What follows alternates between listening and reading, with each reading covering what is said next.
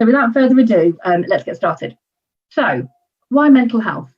So when I qualified as a coach at the beginning of last year, I could have gone into any discipline. But the reason I chose mental health is because of my own struggles with mental health.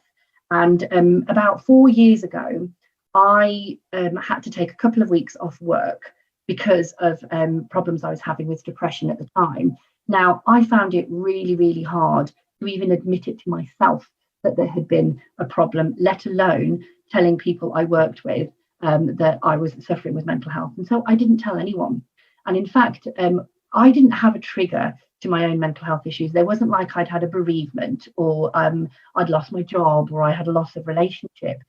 What had started off with a bit of stress at work, not being able to switch off and sleep at night, which a lot of us, I'm sure, experienced, over time became something that was much more difficult and became, as I said, depression. And I suffered in silence for many, many years. I didn't talk to anyone about what was going on for fear of what people would think about me, the judgments they would make about me.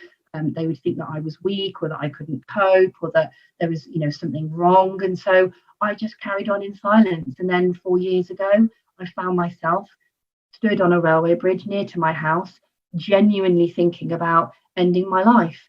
And I, can talk about that now, but my goodness, I didn't tell anyone for many years that that's how bad it got. But it was only after I got to that point that I realized, and I could finally admit to myself, I'm not okay. And that actually, I think I need help now. And I think I need to go and get some help with this. And obviously, I'm absolutely fine now. And I've worked really hard with my own coach to get to where I am now. But even at the time, people would say, well, you look normal.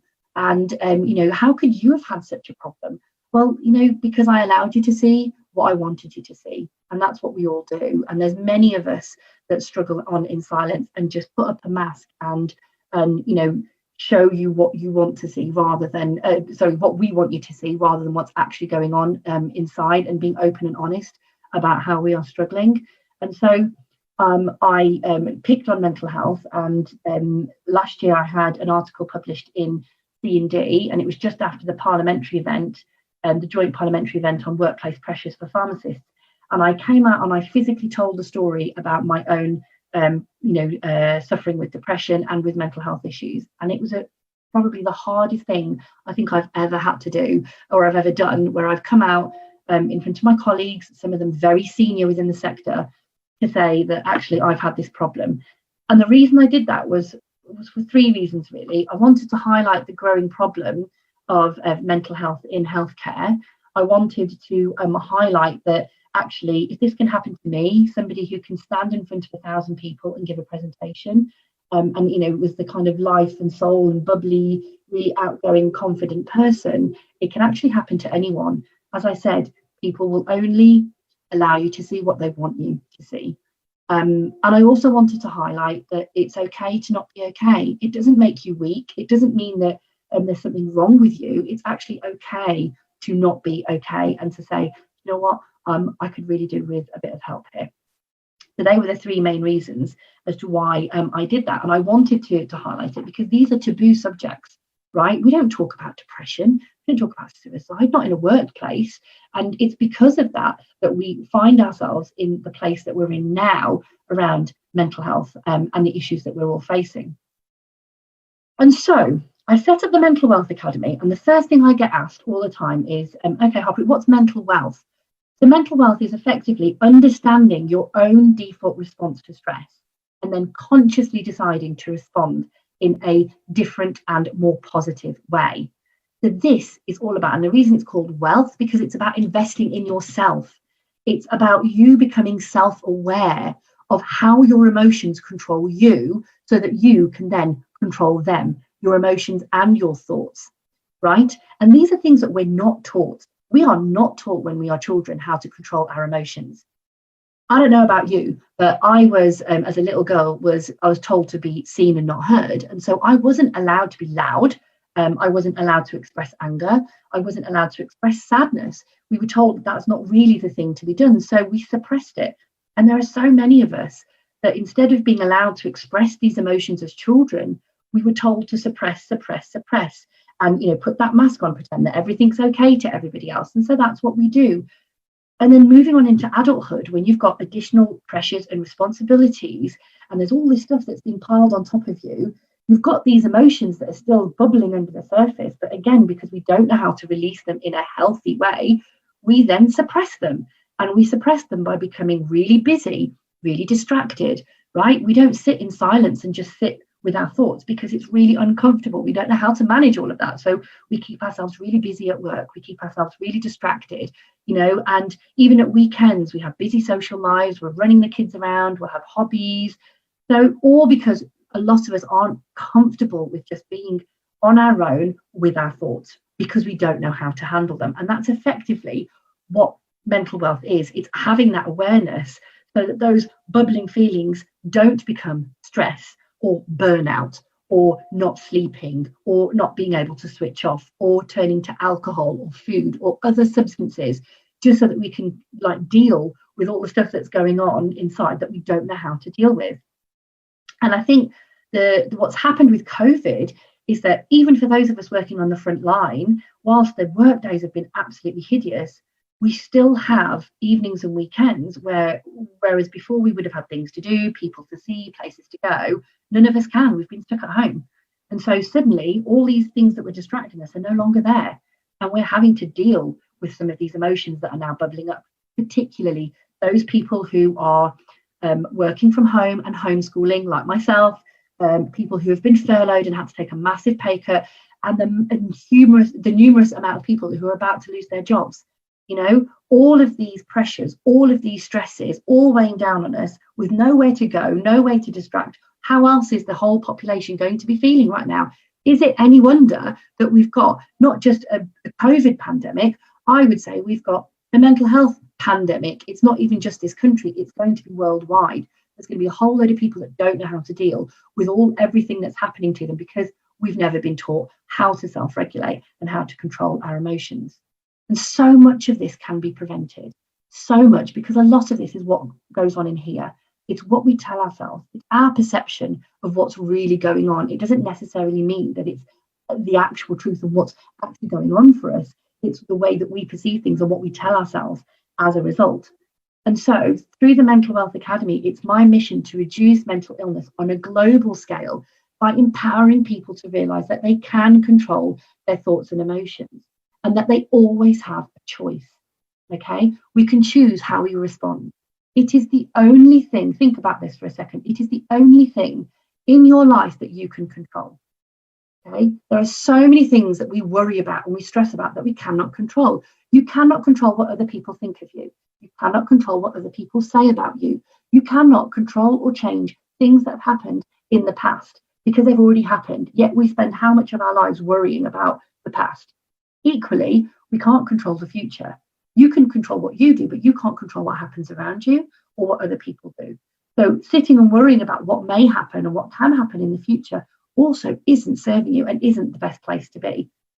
The best place to be is in the present moment, and what you choose to say, what you choose to do, what you choose to think, because they are the only things that you have control on.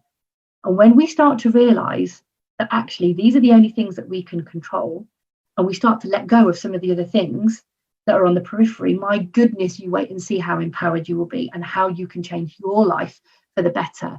And if you think for a second, if we could get the entire population of people just to do this one thing, stop comparing to everybody else on social media, stop comparing to everybody you see in newspapers, magazines in your life that might have great things going on, all of those things. If you stop doing that just for 1 second, if you stop worrying about what happened to you in the past or what might happen in the future, just how happy this entire nation would be, we wouldn't have a problem. But sadly, we're not there just yet. And that's why I'm on my mission. And I bring about my message through training, coaching, both groups and one-to-one work. I'm consulting, I speak like I do now at events. And I'm also working on a wellbeing audit and strategy plan. Now this is for all organisations, whether you are the smallest pharmacy with a tiny little team of people, right up into big organisations. This will tell you where the problems are within your organisation and how you can go about starting to address some of the issues around mental health within your organisation. So watch out for that. And later on, I'll tell you how you can sign up for updates as to when those launch dates will be released. So before I get into the meat of the presentation, I wanted to start with this. I want you to just take a few seconds right now and think about the first 3 words that come into your mind when you hear the term physical health. Okay, just take a few seconds. What are the first 3 words? When I say the words physical health to you, what 3 words pop into your head? Now, when I do this in a face-to-face conference, an event, I actually have people interactively voting on this, and so it pops up into a bit of a word cloud. And so what I wanted to do was just try and show you one of these that I've done recently, so you can see some of the words that come up.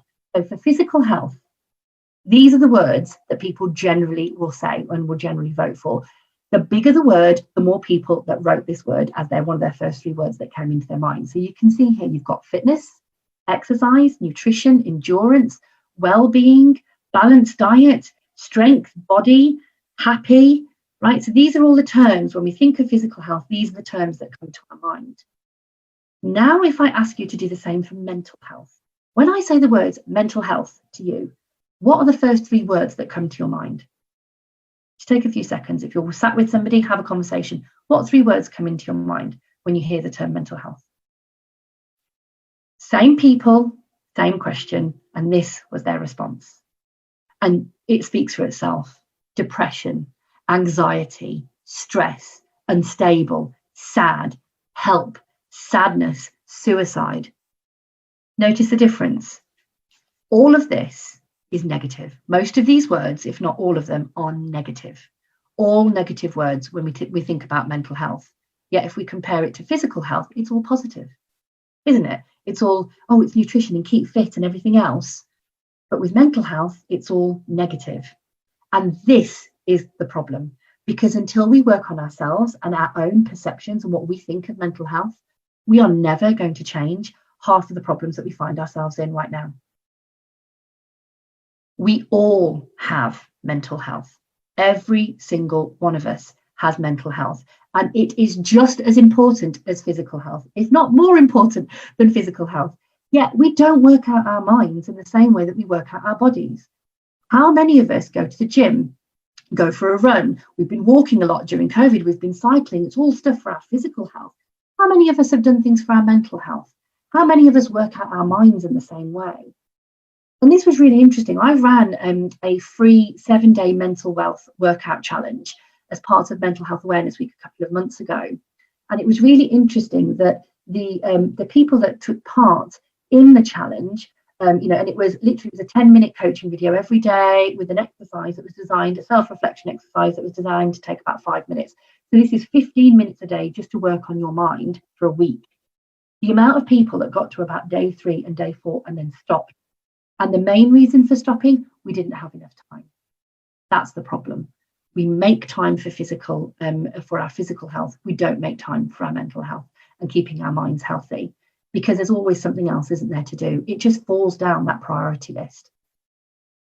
And even with me, I had that same issue. I didn't prioritize my mental well-being, and it's why I found myself where I did. And the problem with this is that when we don't work out our mental health, when we don't work out our minds, and we've got all those emotions that we're trying to suppress, and we have all those pressures and responsibilities on us, it does affect you in the end. Whether it's stress, whether it's burnout, whether it's depression, or whether it's just that you leave your job entirely because you simply can't deal with the amount of pressure and negative feeling and negative thought that you've got as a result of work. Now, you may think I'm dramatising here a little bit, and if you don't believe me, I'm going to take you through a few stats that will hopefully change your mind. You've probably heard this one. 1 in 4 people will suffer with a mental illness in the next 12 months. This is not in a lifetime. It's in the next 12 months. And that is massive. And so if you're sat right now, if you work in a team of more than 4 people, that means one of you at least is having some sort of problem with your mental health right now. And just think about, if you work in a big organisation, just how many people are suffering in silence and not saying what's really going on for them. Mental health costs the UK economy £36 billion a year. That equates to £1,300 per employee per year. Think of how many employees you have, £1,300 per employee. just in mental health alone. And this mainly comes from absenteeism, so people going off either long-term sick or having to take days off regularly because they're struggling with their mental health. And then actually more importantly is presenteeism. Now, for those of you that might have never heard that term, presenteeism means you're at work, you're physically present, but you're not mentally present because your mind is elsewhere. You're struggling to deal with things. You might not have slept. There's other things going on. And so your productivity won't be 100%. It can be anything as little as 20%. And that's a really difficult measure to gauge in your organisation, how many of you are actually present and what the level of presenteeism is for you. But actually the cost to the UK economy, there's been some studies done on this, of presenteeism is double the cost of absenteeism due to ill mental health, double. And yet there's very little that, again, we see to help tackle the problem, the growing problem of presenteeism. The rest of that 36 million is due to people leaving their jobs. So you've got cost of people leaving and then having to find someone new and train them up. And then all of the lost productivity in between, both of that person and the team that they work with. So, it's a huge cost to the economy. And if you take into account the wider socio-economic costs of mental health to the economy, UK economy, it's over £100 billion a year. And that's about 4.5% of the GDP, all because of mental health. How much of this could be prevented? And then we move on to some pharmacy specific figures. So last year, both Pharmacist Support and RPS carried out some surveys around wellbeing, and some of the key stats I wanted to just address here. Over 60% of respondents said that they had their mental health impacted by work or that they needed support with stress at work. 80% of people were at high or very high risk of burnout. And over 50% of people who responded to this, all people working in pharmacy, were considering a career change. That is absolutely massive. And this was pre-COVID. I shudder to think what these figures are going to be now if we did those same surveys. How many people are at risk of burnout? How many people are considering leaving community pharmacy altogether because they just can't hack the pressure and how difficult it is? And it is a difficult job. I've done it. It is difficult. I get it. It is really difficult. And so, the problem is that when you've got so many people who are suffering in silence, I bet, for those of you that have teams, do 80% of your workforce tell you that they're at risk of burnout? Have 60% of them told you that they are struggling with their mental health at work? I suspect not. So how many of them are there that are suffering in silence, not feeling that they can come to you, not feeling that they can even admit it to themselves that they're having a problem? The problem with this is that those people who are at that high risk or are considering a career change will end up leaving the sector altogether. And you will lose perfectly good staff, all because there wasn't a focus on mental well-being in your organisation and in your team. And to illustrate this, I'm going to show you this. This is a post that I took from a group on Facebook. It's a pharmacy group on Facebook with 10,000 people in it. And this was one of the posts a few months ago. And I just want you to read the highlighted bit here.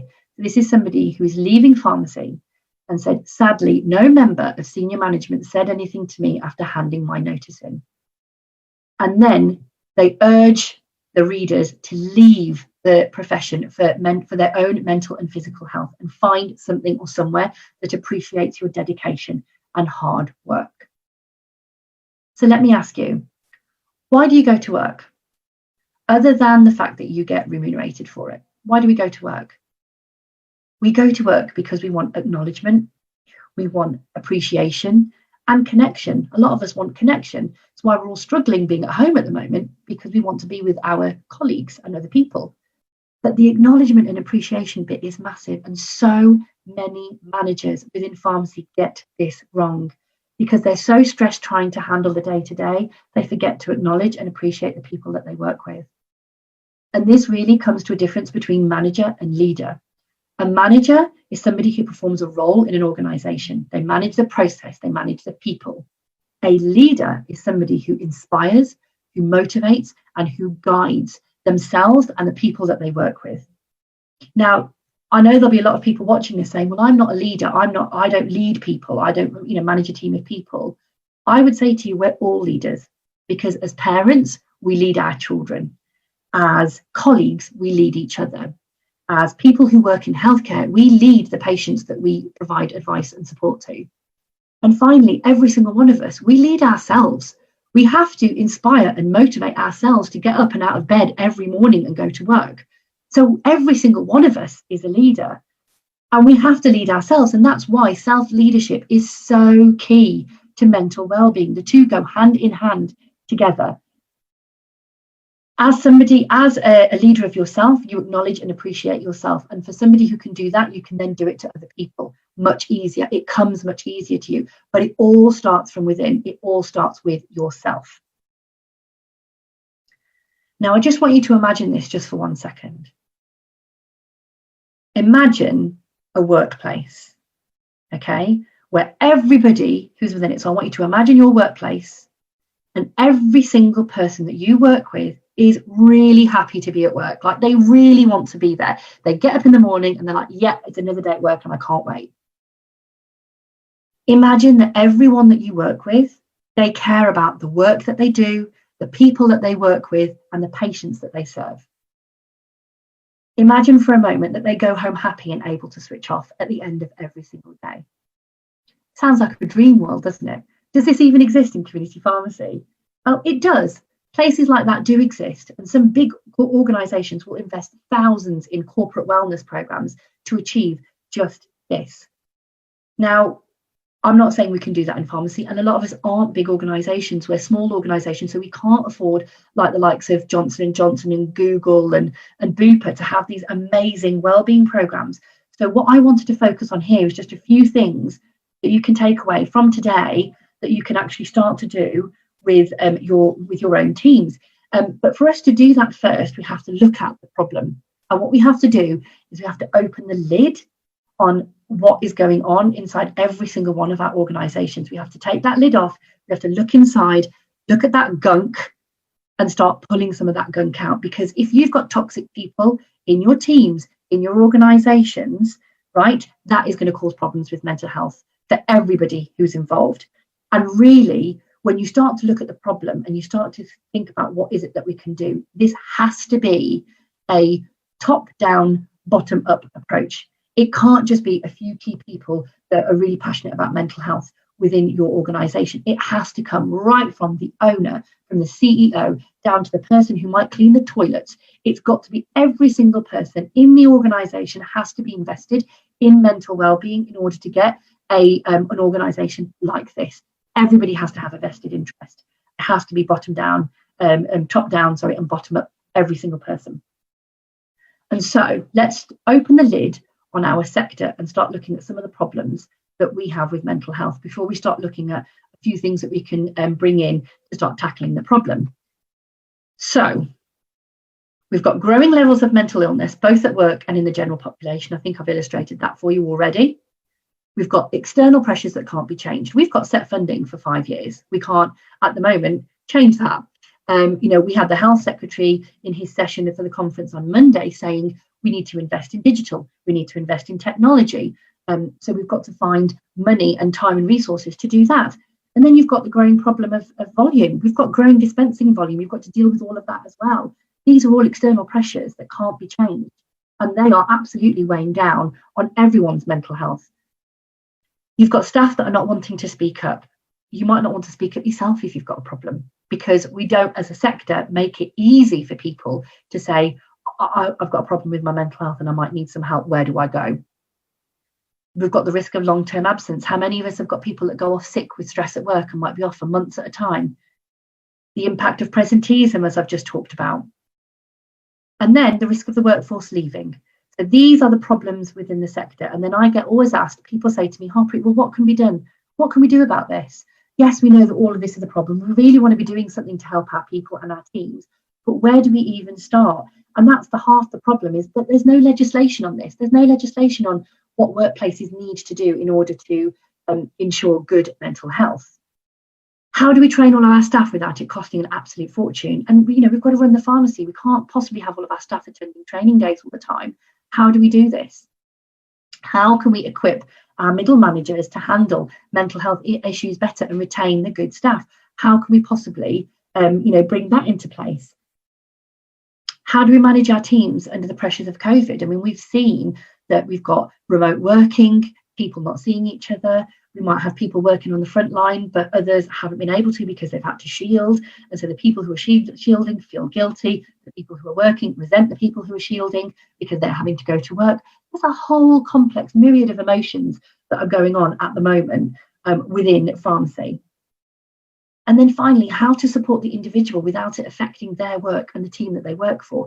And equally, the patients that are coming in. How do I help patients that are going to be coming in with these problems, with issues with their mental health? Where do I even start with some of this? Now, at the moment, the things that are on offer, you've got the mental health first aid course. And as a mental health first aid aider, I'm trained in that. I can tell you it's a good course. It helps you to be able to approach someone who might be having a mental health issue. But for me, I don't think it goes far enough.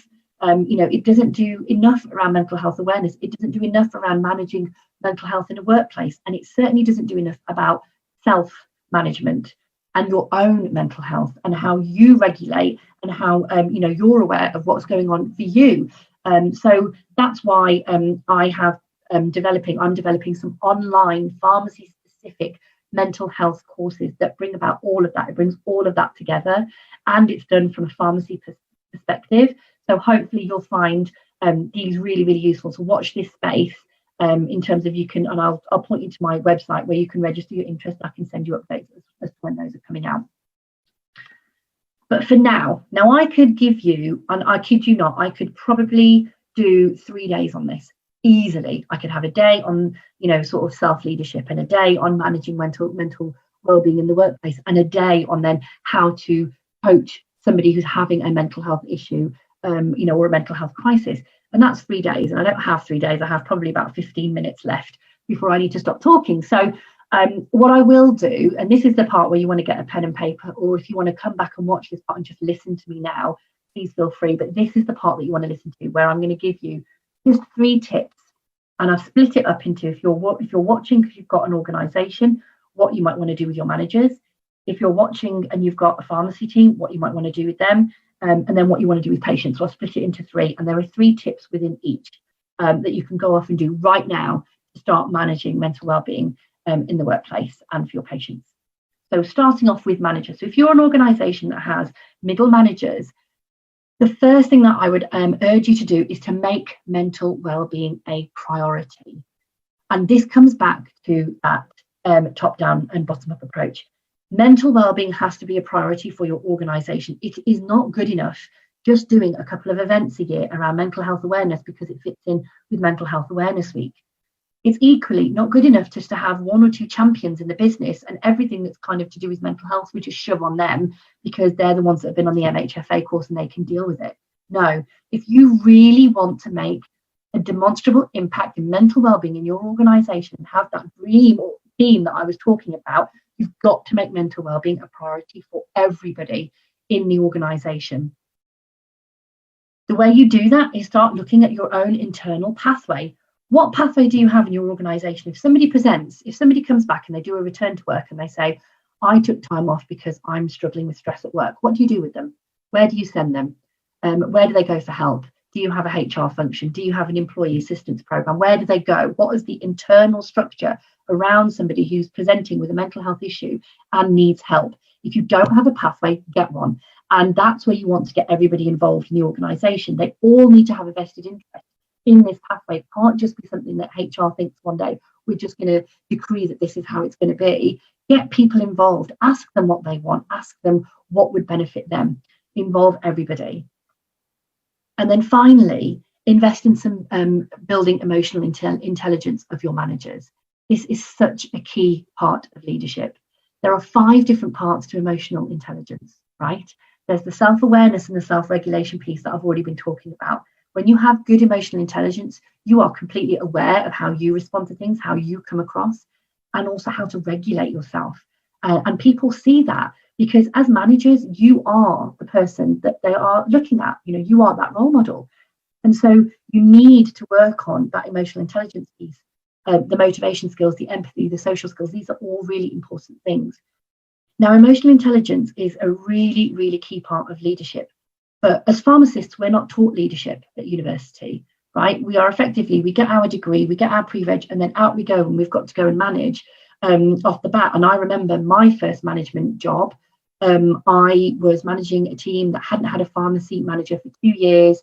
They'd been running off locums. The place was really, really badly organised, and the team were just killing themselves trying to do all of this work. And I came in and I thought, right, I can see where the problems are occurring. Let's start turning some of this around. But I didn't get any training to do that. I had a team, I was half the age of the people that I worked with, and they didn't take too kindly of a young pharmacist coming in, freshly qualified, saying, right, we need to do this, we need to change that, we need to change this. I had no training in change management. I had no training in communication skills. We don't get this at university. We don't get the confidence, the resilience, the coaching skills. We get none of that.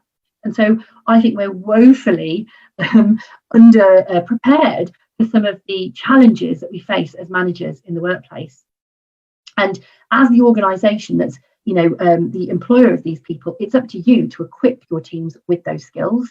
And it's why I've made that self-leadership part of my own training programs around mental well-being and leadership, because the self-leadership part is so important. And so these are 3 things that you can do right now to go and work with your middle managers to start changing the tide around mental well-being. So for those of you that manage a pharmacy team or work within a pharmacy team, 3 things that you can do right now to start working on mental well-being.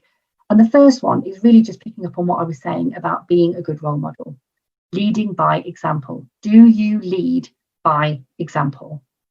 Ask yourself that for a second. If the pharmacy closes, and I know a lot more pharmacies are closing now for lunch since COVID, but if the pharmacy closes, do you take an active lunch break, or do you still dispense prescriptions, or do you sit in front of the laptop and catch up on your emails and catch up on all the other reading that you need to do? Or do you actively take a break away from your desk, even if it's just 10 minutes?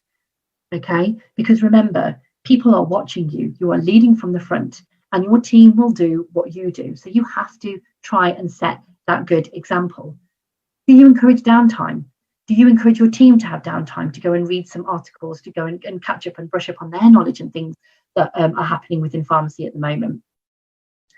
Do you fly off the handle under stress? How do you cope when you've got scripts piling up and you've got people coming through the door, or maybe not so much now, but when there were people coming through the door, or when you've got the phone ringing off the hook and there's all these people wanting a piece of you? Do you fly off the handle? Remember, your team are watching you. Patients are watching you. They'll see how you handle these stressful situations. And then finally, do you review the day at the end of the day? Do you leave work at work? Do you ever have a huddle? Do you ever say, right, start of the day, we've got this to do, we've got to focus on this, that, and the other. And at the end of the day, we say, right, what was good about today? What was bad about today? Okay, we're going to leave the bad here. And when I lock the door, I'm locking everything away, and we're leaving work at work. So you physically do it and get the team involved in doing it. Okay, this is all about leading by example and being that good role model. It's so important as a leader of people that you're able to lead yourself and be a good role model for the people that work for you. And remember, people don't leave organizations, they generally leave their managers. And so it's really key that you do start looking at yourself and addressing some of the things that might be going on for you, so that you can be that good example.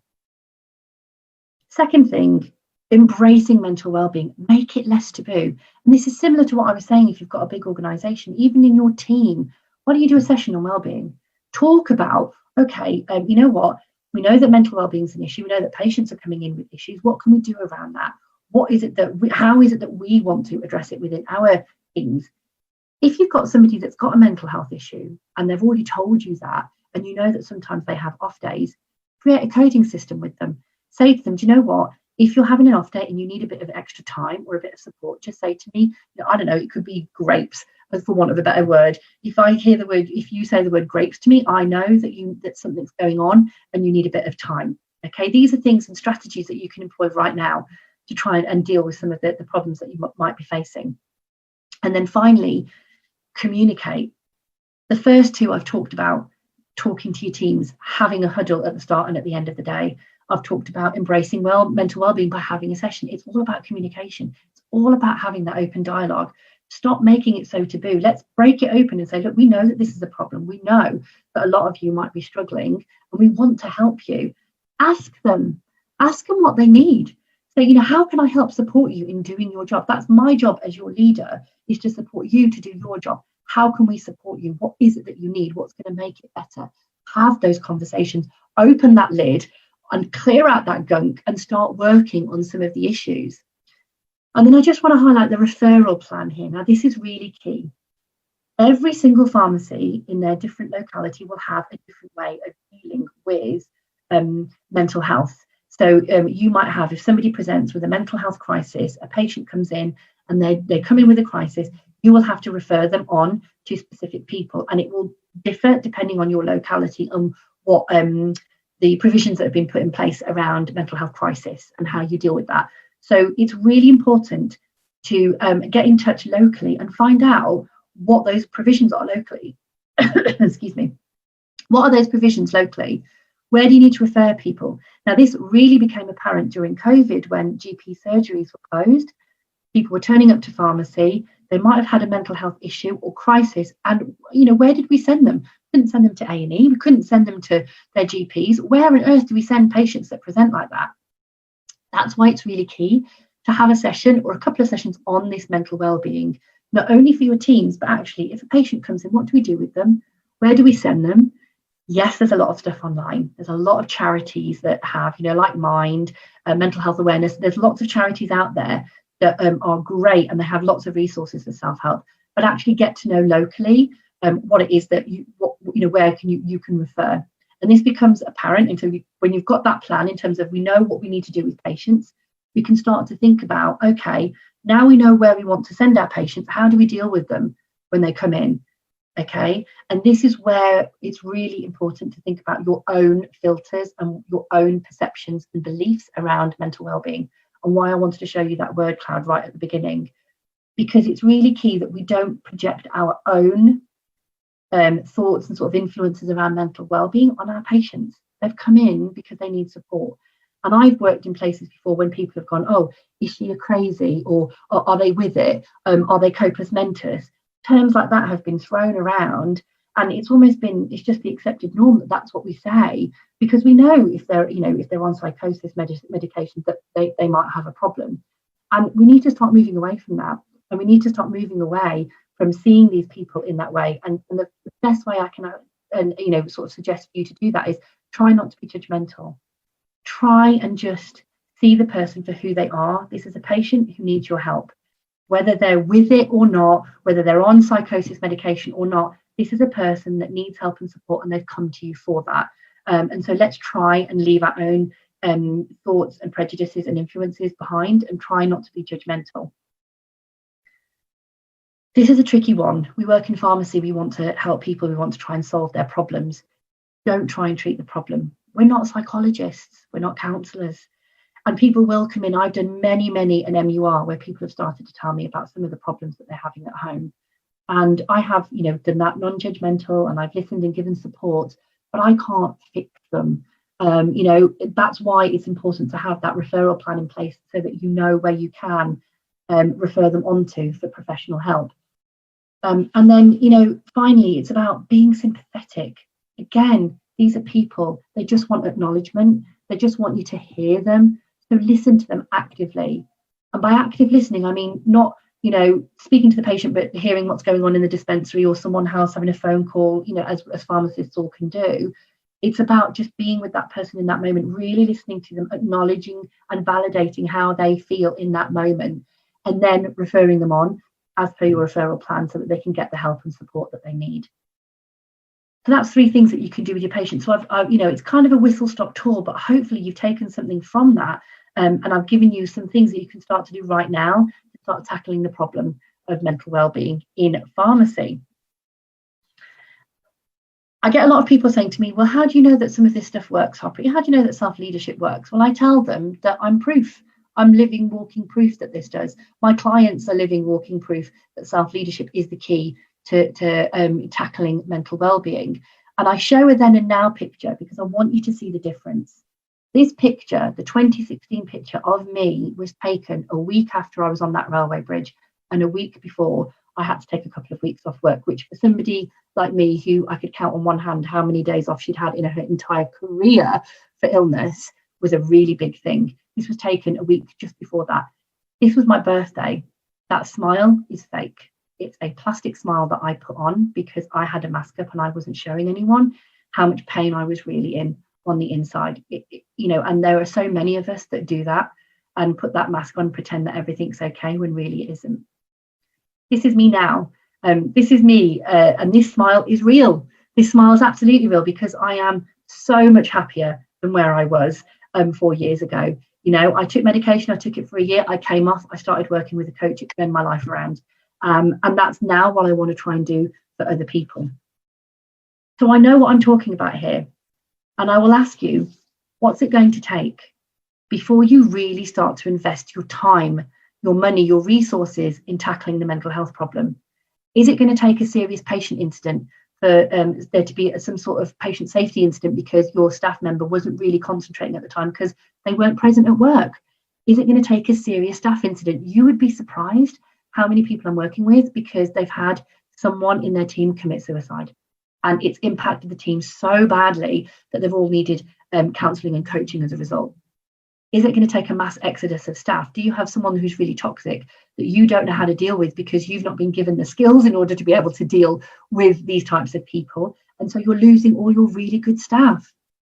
Or is it going to take mass absence? How many staff need to go off sick with stress from work before you start to take the lid off the problem and start dealing with the gunk inside? There are some resources that are available that you might find really helpful. I really want to bring up the Pharmacist Supports Act Now campaign and their Wellbeing Hub. It's fantastic. Sign up to their campaign. It's going on to the end of August. And their Wellbeing Hub is such a great haven for pharmacy-specific training and things around wellbeing. So please do go and have a look at that. You can access my website. So it's www.thementalwealthacademy.com, or you can Google me. Find me, you can sign up for our updates where I can tell you about upcoming courses. And I also have resources there that you can go in and there's like fact sheets and things that you can go and use with your teams when you're having the sessions around wellbeing. And finally, I've been doing some Facebook Live sessions with Pharmacist Support and the RPS. They're fortnightly and they're available on demand. You just need to go to the RPS's Facebook page, go under videos and past videos, and we've covered some brilliant topics like how to switch off and managing that anxiety and loads of things that are around well-being, particularly during the COVID pandemic. They're half an hour long. I would urge you and your teams to go and watch. There's some really good advice that we give in those sessions. And finally, you can join our Facebook community, the Mental Wealth Academy's Facebook community. You can either scan the QR code here or just go onto Facebook and find the Pharmacy Wellbeing Hub, where I put in support, advice and guidance and daily motivation for you. Or you can visit, as I said, our website and register for updates. So that's enough from me. I'm now going to see if we've got any questions or comments in the Q&A box. And I just wanted to leave you with this. So please do follow me. These are my hashtags. These are my social media handles. If you're passionate about mental health and mental health prevention like me, let me know. It's always good to speak to other people who are really passionate about self-leadership and mental health prevention. Wow, okay. So I'm just moving on to the questions. I've had a really, really good question. If you could recommend one book on bettering your mental health, what would it be? I'm going to see. I might even have it here. Because this just goes to show you, no, I do have it. This just goes to show you, this is on my bookshelf, this one. Hopefully you can see that. The Inside Out Revolution. This is a fantastic book. And yes, it doesn't give you lots of tips on well-being or anything like that. It's not going to tell you, this is how you need to go, this is what you need to do in order to help stress, or this is what you need to do in order to sleep better. The Wellbeing Hub and sort of my website are good places for that. What this does is this introduces you to the concept of that everything that we see around us is actually a consequence of what we think. And we think that we're seeing things and that's what they are. They're not. It's actually our interpretation of that. And when you realise, when you read, so this is the Inside Out Revolution by Michael Neal. Get it on Audible if you can't get it as a physical book. I quite like physical books because I highlight and things, but you can get it on Audible as well. And it's a fantastic one to listen to whilst you're walking. And he takes you through his own revolution of understanding that actually so much of what goes on for us from a mental health point of view is as a result of our minds. And actually, if we can control our minds, we can then start changing some of the things that are going on for us. So, it's a great question, a great book. And I would recommend it to everybody to go off and read. It's not even a big book, and it's quite a good read. But it will start to get you thinking differently around well-being and what you can do with the people around you as well. Okay, I've not had any other questions, so hopefully I've given you enough to think about. Okay, I've had someone say, thank you, Pyle. My story is so inspiring. Everything that you've mentioned needs to be implemented into all industries and sectors. Is there something like the Mental Health Academy out there for other sectors? I do work with other sectors, and so I would say, if you want to do something around mental well-being in your organisation, get in touch. I can help, even if it's just to put a strategic plan in place so that we can start to put some of these sessions that need to happen in place and people start to feel that they work in an environment where people actually genuinely care about their mental well-being. By running events once or twice a year, it can be really tokenistic.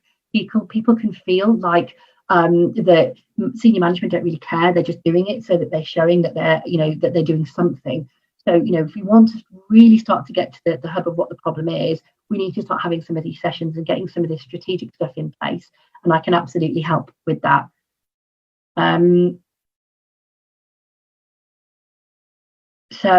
We've also had a question here around what about pharmacists allowing staff who are mental health qualified and have experience to handle mental health problems than them wanting to do all and wasting time in managing drug administration? I mean, I have thoughts about sort of pharmacy workforce and how it needs to change and develop in the future.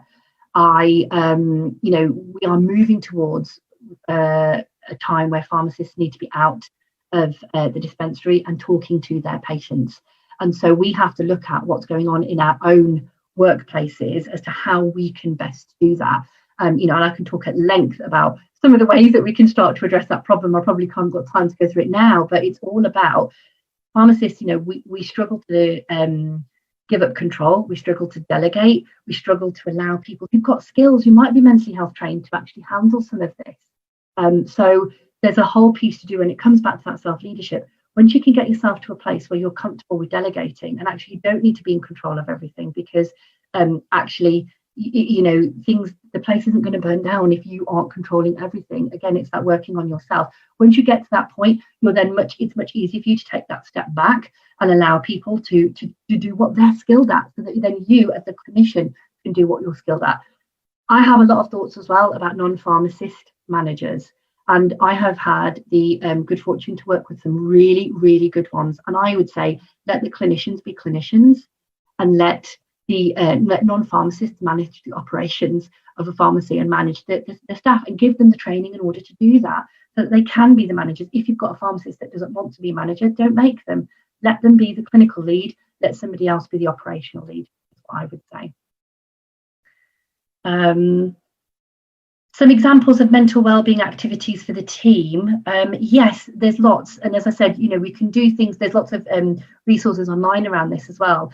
But there's lots of challenges that you can do. I've been part of, if you ever have a Fitbit or your phone tracks your steps, we've done like weekly challenges to see who does more steps than everybody else. And then there might be, a sort of prize at the end of it for the person who's done the most steps, to kind of encourage people to do more exercise, which we know helps with mental well-being.